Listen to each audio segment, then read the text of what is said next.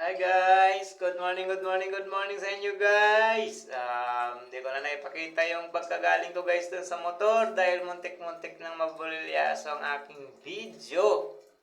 Ayan. So okay lang din yun kasi ito naman din ang mahalaga yung pagbili ko ng munti at kunti lang para sa tindahan. Ayan. So guys, mapapadali lang yung video natin ngayon dahil sa kukunti lang din naman ang bibilin ko ngayon. At ang malupit dyan guys, pagdating ko dyan ngayong araw ay hindi ko pa alam kung ano ang aking lulutuin. Yun lang. At habang naglalakad-lakad talaga ako dyan guys, sa mga ginagawa ko dyan, iniisip ko talaga kung ano yung pwede gusto kong ulamin ngayong tanghalian. Ayan. So, ang nangyari guys, pagkatapos ko dito, nagkaabutan na kami ng aking in-order at ng bayad at ng sukli. Ayan. So, ang ginawa ko muna guys ay pumunta muna ako dun sa aking suking gulayan. Tiningnan ko muna kung ano yung po pwedeng maiulam doon sa mga display niyang gulay. Ayan. So, ang nangyari, pagdating ko doon ay walang nabili. Sa kadahilan ng yung paninda niya ay as usual lang din. Ang paninda niya ay talagang wala akong mapiling lulutuin. Tinitingnan ko isa-isa, tinitingnan ko lahat ng kanyang paninda. Talagang hindi ko talaga maisip kung ano yung lulutuin ko. So, ang ginawa ko muna dyan guys, ayun, tinignan ko kung ano yung paninda niya. Talagang sabi ko, mahirap talaga mag-isip pagka blankong utak. Ayan. So pagkatapos din guys, tiningnan ko lang siya, din pumunta ako muna doon sa mga isdaan. Tingnan ko sa isdaan naman kung ano yung pwedeng mauulam. So ang ginawa ko, pumunta muna ako dun sa tindahan ng isdaan. At ayun nga,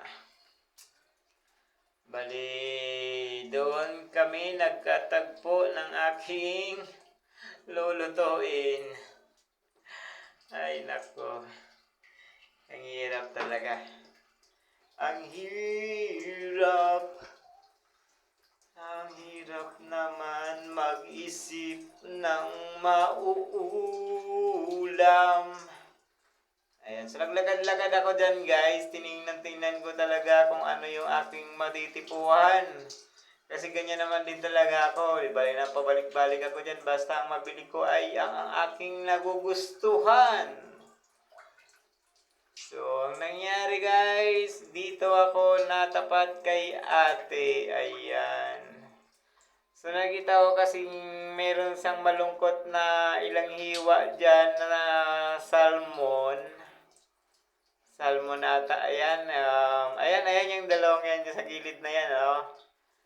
Ayan. So, nakita ko yan, may itlog pa. Ay, siya po, pwede na din siguro ito. Mukhang maganda at masarap yata itong sigang. Kaya, ang ginawa ko, yung salmon na yan, may itlog siya, dalawang hiwa. At pinadagdagan ko ng ulo para naman dumami-dami. Ayan. So, ang aking final decision, ayan, magsisigang ako ng salmon.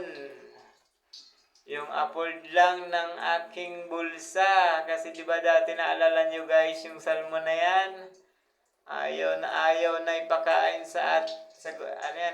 ayaw na ipakain ng gobyerno sa atin yan, yung mga taong mahihirap. Kasi ang salmon para lang daw sa mayayari. mayaman at mayayabang. Charot lang, charot. Joke lang. So, yan ang binili ko guys. Yung kapiranggot lang na salmon na yon. Tapos pinadagdagan ko kay ate ng olo. At pinasobrahan niya ng buntot. Ayan na, iniwala ni ate. Grabe. Ayan, hindi ko din naman nakalain guys na ayos naman din. Madami na din pala yun. Sa bagay, dalawa lang naman kami.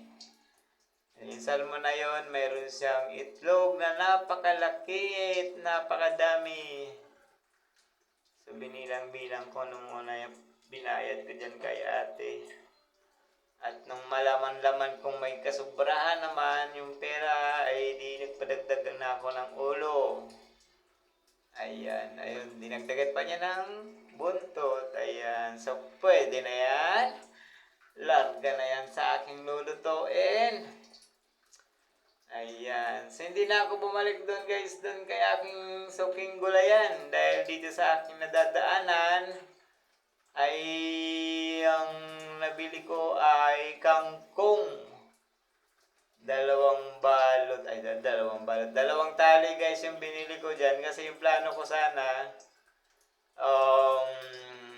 ihahap ko yung isa. Tapos yung isa, isasahog ko dun sa yung gulay na yan sa aking sinigang. Kasi meron pa naman akong talong sa bahay. Kompleto pa ricado. Ayan, so kangkong lang aking kailangan. Ay, naglalakad-lakad ako dyan. Parang naisip-isip ko may pera pa naman ata. Doon sa bag ko, kaya bumalik pa ako dyan. Dinagdagan ko pa ng isang tali. Yan.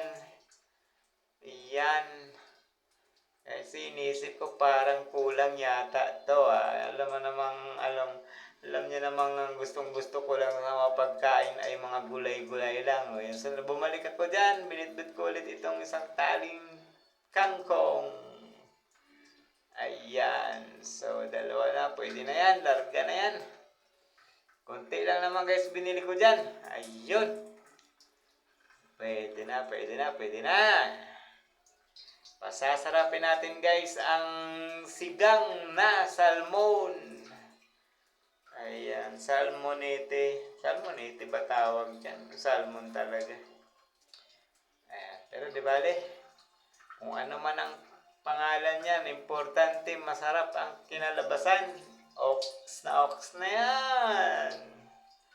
So, yan na nga guys. Bali, konti lang binili. Bumalik na tayo dito sa aking sniping motor. Para naman, may ayos na natin to. At kailangan ko na ding may proseso ang gagawin ko dito nang malaman nyo ng katotohanan sa aking pagluluto nito. Ayun. So, ayan guys. Oras na naman para kailangan na nating pagulungin ang gulong ng motor. Hindi yung palad na motor. Ayan. So, yung panahon guys, ayos naman, nag-aagaw yung lamig at yung init. Hindi masyadong mainit at hindi masyadong malamig. At kaya po pwede pang magsigang.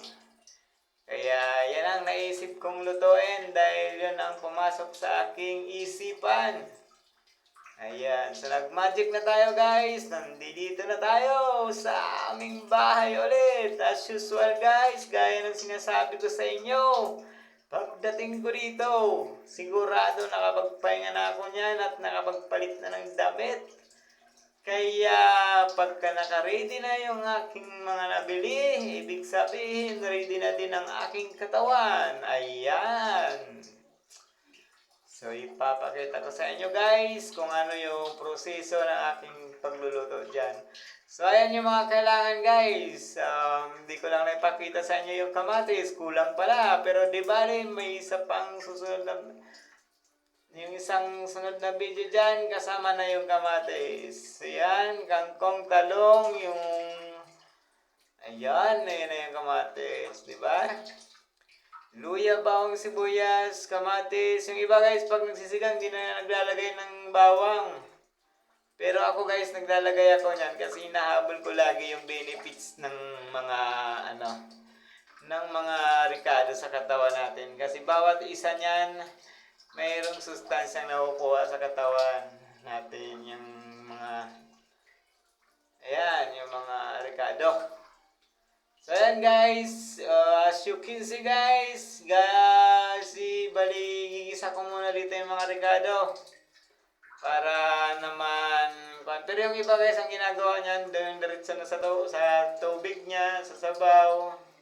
Pero ako kasi, sa salmon, yung proseso ko nito, bali ginigisa ko lang muna yung mga luya, bawang, sibuyas, kamatis, ayan. So, hindi ko naman siya lulutuin ng sobra dyan. Yung parang tamang magisa lang yung ricado. Oo, halos mga 3 minutes yan. May gisa mo ng 3 minutes yan, ayos na yan. Ayan, so ano lang siya, mabuhay-buhay lang yung mga ricado na yan. Ayan, so alam ko naman talagang pwede na. Bali, sinunod ko na dyan yung salmon na may itlog. Nilagay ko na din pala yung ano dyan, yung paminta. Tapos, halo-halo na lang. Kunting halo-halo. Sinunod ko na yung isda na ating bida ngayon. Salmon. Salmon ba na talaga tawag dyan sa isda na nabili ko? Parang di ata ako kumpiyansa na salmon yan. Pero lagi naman ako madalas naman ako nabili dyan dati. Sabi nila salmon daw. Ay di salmon siguro. Sabi nila eh. Ayan naman nakikita nyo naman guys. So, tingnan nyo hawak ko dyan. Yan yung itlog. Napakalapad ng itlog niya. Pero maliliit na butil-butil din siya. So nilagyan ko yan guys ng patis. Para pakuluan ko lang muna sa patis. Ayan. Pero guys, habang pinapakuluan yan, huwag nyong haluin ha. I-stipot nyo lang na ganyan. Huwag nyong hahaluin yan pagka uminit na doon sa patis. Yan sa pagigisa. Kung alam nyo sa tingin nyo ay pwede na, siguro mga ano lang, mga 5 minutes nyo lang pakuluan yan dyan sa paggisa ng ricado. Pwede nyo nang isunod guys yung tubig dyan. Yung gagawin yung sabaw. Ayan. Pero wag nyo pa din hahaluin yan. Kasi yung isda ay mabilis madurog yan kapag hinalo-halo nyo. Ayan. Yan yung sikreto ko guys sa ano pagsisigang ko ng isda. Lalo na pagkaganyang salmon. So ayan. Tinansya ko lang yung sabaw. Yan. So, wala pa rin galawan yan. Yung halo niyan, yung ano lang, halong may kaartihan. Kasi hindi mo pwedeng basta-basta balahurang halo-halo yung gagawin mo dyan. Yung gilid-gilid lang. Yung tamang mapasukan lang ng tubig yung ilalim. Yun ang the best. Yan, at takpan na natin yan. O yan, hintayin lang natin kumulo yan. O, so naman, napakabilis. Ayan. So, as usual guys, pagkaganyang may sabaw na may nakita kayong sibo. Matik yan, tanggalin nyo yan guys. Kasi, dumi yan sa pagkain. Kailangan yung tanggalin. Yan. So, kayong gustong matutong magluto na sa buhay ha. Ito parang special na lang, special din to sa ating pagkainan. Yung mga ganitong simpleng luto yan, napaka-special na yan kapag hinain mo yan sa iyong magulang. Lalo na pag pagod pareha sila sa trabaho, ay sos. Itong sabaw na to, pwede din to sa mga dumididi. Sa mga nagpapadidi pala. Yan, maganda rin to sa breastfeeding. para hindi nauubusan ang supply ng milk ang baby. Yes. Ayan. So, nilagay ko na yung ano natin dyan, yung magic asim. Ayan. So, yan guys. Konting ano ko na lang yan. Yung parang bali, konti na lang na asin ang nilagay ko dyan dahil yung panlasa ko, naayo na din sa aking gustong lasa. So, kaya hindi na ako gaano naglagay ng kung ano-ano, aning pa dyan. Yan. So, pagkakulo niyan, pagkatanggal ng mga sibo, sinunod ko na yung salong. Yan. Yan ang talong. Dapat laging mayroon sa ulam ng mga gulay-gulay para naman gumanda ang ating buhay. Yan, di ba? So, ayan guys, yung mga gustong-gusto nang matuto. Ayan, nasa procedure na lahat yan. Basic na yan. Kung ikaw ay magaling mag-pick up sa mga ganitong yung mga ganitong video lang. Marunong ka pumikap, mabilis ka pumikap, ay mabilis ka din matuto. Siguro ko sa iyo yan. Ayan. Itong pagluluto na to, kita niya naman. Ako mag-isa lang ako dito. Kung wala akong alam dyan sa pagluluto na yan, malamang wala din akong mga kinakain dito. O, di ba? Kaya nagawa ko to dahil natuto din ako sa buhay. Tapos sa kagandahan pa niyan, kakain ko kung ano yung gustong kainin. Yun yung kagandahan. Hindi ka umaasa sa karinderya or kung kani-kaninong luto.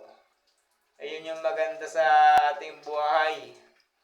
Kaya kailangan ikaw, kung talagang gusto mong may marating sa buhay, yan pagluluto ang dapat mong matutunan. Kasi hindi mo alam balang araw, baka mamaya, nagpamilya ka nga, tapos mag-isa ka lang din sa bahay mo. Ayan, tapos kaya niyan, nauwi lang tuwing hapon yung mga kasama mo sa bahay. At least, kapag mag-isa ka dyan, nag-iisip ka na kung ano yung gusto mong ipakain sa mga kasama mo sa bahay. Diba? Yung mga yan, kahit napapagod sa trabaho yan, kapag ka nadatnan sa bahay nila, nagluluto ka ng masustan pagkain, ay sus, sinasasabihin ko sa'yo, baka baka hindi magsawa sa kapag trabaho yan, na as long as nag-uuwi sila ng masasarap kinakain nila at alam nilang ikaw din ang nagluluto, ay sus, swabe yan, swabe. Ayan na naman yung ginawa ko guys, yung lingnay ko, yung kangkong na yan, pagkakulo, okay na yan. At ang sasabihin ko sa'yo guys, sinisiguro naman sa inyo itong nilutong ko to, itong niluto na yan. 101% na naman yan guys, swabe sa sarap guys, swabe. Ay sus. Ayan yung mga pagkain na naman na hindi natin po pwedeng isang kainan lang, kaya kailangan lagi mo ulit. Ay grabe. Ako na yan guys, kung halimbawa may kasama ako dito na 3 siguro, pang-4 ako, tapos yung mga barako pa, ay sinisiguro ko sa inyo guys yan, taob yan, yung luto na yan. Sinisiguro ko sa inyo guys, yung niluluto ko na yan, baka pang-4 na tao lang. Baka tumawag pa yung kaserola na yan. So, sinasabi ko sa inyo. Ayan, yan. Basic lang yan, guys. Basic lang. Kaya yung mga gustong matuto, huwag kayong matakot. Sumubok. Ayan. So, yan, guys. Huwag na natin patagalin yan. Kaya kailangan na nating...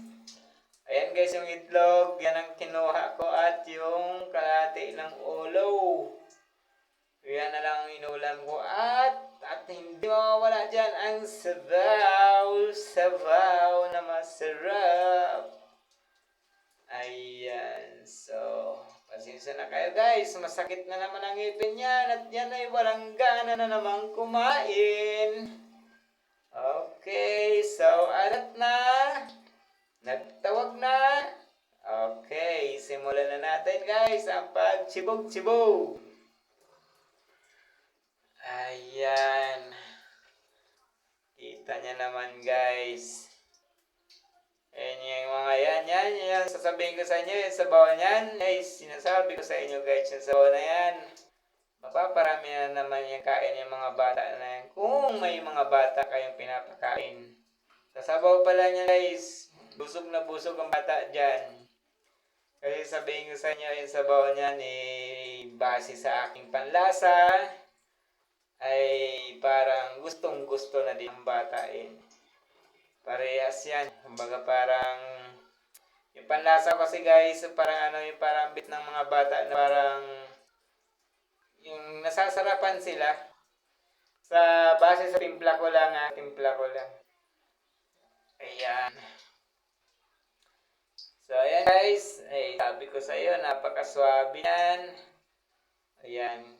Yan, idea yan guys. Kung gusto mong umulam yan sa mga susunod na araw, nandiyan na yan guys yung proseso niyan. Ngayon kung ano yung nakain ko dyan, kung ano yung natikman ko, pag yan ay sinunod mo, sigurado parehas lang ang lasang kalalabasan niyan natin.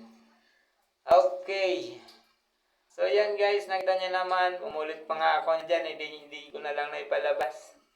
Dahil parang inignawa ko lang ng isahan. So yan guys, ang akin lang ay salamat sa pagsabay nyo dito. Ang akin naman ay gusto kong share nyo na lang para naman makarating din sa mga gustong matuto sabay. So isipin na natin yan guys na parang naging instrumento ka lang ng Diyos para itong ginawa ko ay may parating natin sa kanila. Kasi yung natin ngayon, yung kapanahunan natin ngayon, mas lalong pinabilis. Yung mga bata ngayon, dito na lahat, matututo na sa lahat yan. Ayan. So itong ginawa ko lang naman ay optional lang naman para naman mayroon silang idea sa araw-araw nating kinakain. Okay. Maraming salamat sa inyo guys at thank you. Mahal ko kayo. I love you.